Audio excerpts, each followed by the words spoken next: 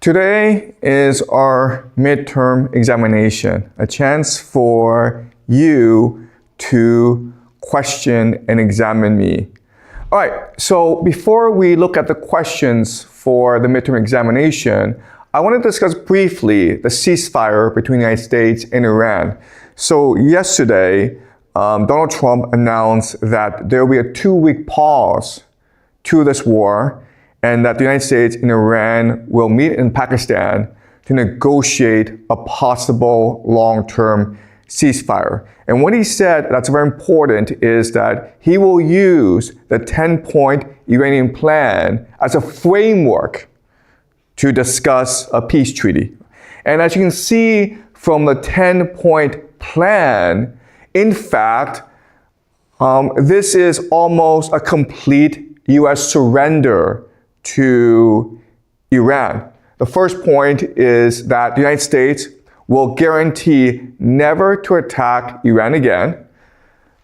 Iran will have complete control over the Strait of Hormuz.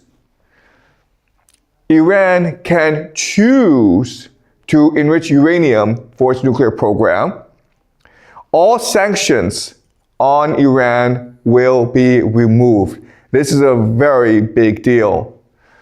Removal of all secondary sanctions against foreign entities that do business with Iran, and of all United Nations Security Council resolutions against Iran, and of all International Atomic Energy Agency resolutions, compensation, reparations for all the damage that the United States and Israel did to Iran, withdrawal of U.S. combat forces from the Middle East, giving Iran control over the Middle East. And the last, and the most important, is that the United States will also agree to end hostilities against all of Iran's proxies, including Hezbollah and the Houthis in Yemen.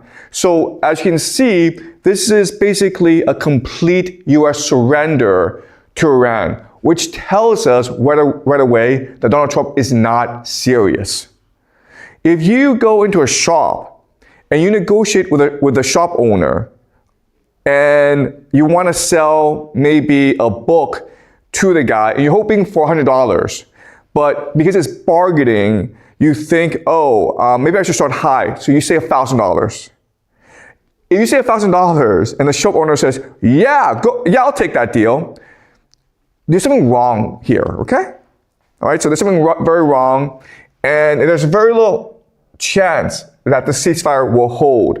And in fact, we're already seeing news that the ceasefire is being broken, okay? So there are 3 individuals on Twitter who've made some very interesting points. All right, so in this tweet, Mr. Bojak said that, listen, if this is really a ceasefire, why is the United States continuing to send aircraft carriers, the USS George Bush, to the Middle East? What they're really trying to do is buy time in order for their ground troops to get ready to attack and seize the strait, okay? So once everything is in position, then probably what will happen is that Israel will launch a false flag against the Americans, which will justify an American attack against Iran, right? So that's a possible scenario. But again, the question is, if this is really a ceasefire, if Donald Trump is really intent on peace, why does he continue to send U.S. forces to the Middle East? That's question number 1. Question number 2 is, the problem is how Iran is defending itself. It's using something called the Mosaic defense, which is to say that there's 31 provinces, and these are 31 cells or units that are all responsible for their own strategy and attack and defense, meaning that there's no longer a centralized command. So it doesn't matter if you negotiate with the leadership of Iran, because the IRGC, the people who are fighting, will not agree to a ceasefire because they do not trust the Americans or the Israelis. So whatever happens in Pakistan will not affect the outcome of the battlefield. And that's a problem with the Mosaic defense. Think of the Mossack defense as almost a dead man switch, where if you kill the Ayatollah will tell his people to fight to the end. So the Mossack defense will only come to an end if either Iran is defeated or the Americans are defeated. This thing collapses if there's in between a ceasefire. Because in order for the Iranians to implement the ceasefire, they themselves will have to go and control these Mossack units in the provinces, which basically means a civil war.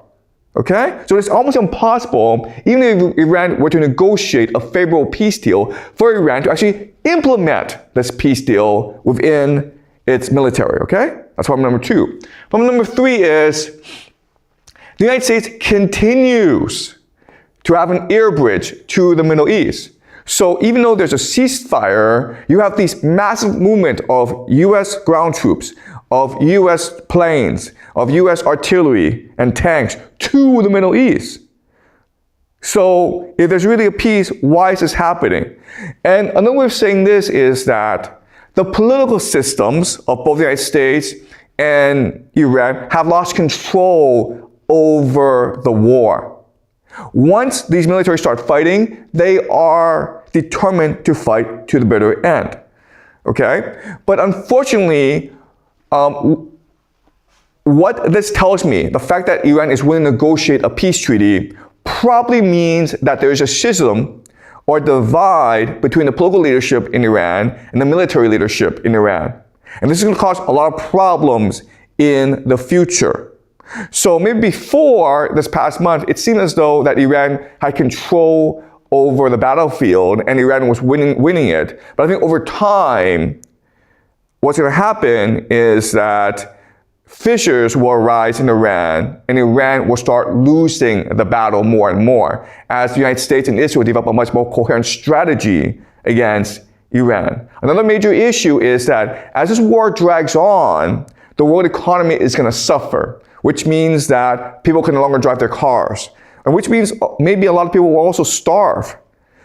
And this means that ultimately public or global opinion will slowly turn against Iran. Okay? And even Iran's closest allies, Russia and China, will feel the strain of this war and maybe even pressure Iran to end this war. But again, as we discussed previously, because of the way that Iran has structured its military defense, it is impossible for Iran to end this war unless it's either destroyed or it's destroyed the Americans, okay?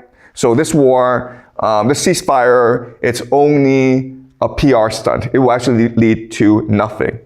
All right. The major point, okay, of contention is whether or not Lebanon is part of the peace treaty. So the Iranians believe that this peace treaty also includes its proxies, specifically Hezbollah in Lebanon and the Houthis in Yemen. But after this peace treaty was announced, Israel launched more than 100 strikes in 10 minutes across Lebanon, killing 250 people, at least 250 people, okay? So Iran is obligated to defend Hezbollah morally. And Israel understands that if Iran breaks the peace treaty and defends Hezbollah, then it is Iran's fault, okay? And the Americans have come out and said that, well, you know, we agreed that Lebanon was not part of the deal. And J.D. Vance, the vice president, said, oh, it's a legitimate misunderstanding. We thought that Hezbollah wasn't part of this deal, but the Iranians thought it was. Okay, so this is a misunderstanding, okay? But this tells you that the Americans and Israelis are not serious about maintaining the ceasefire.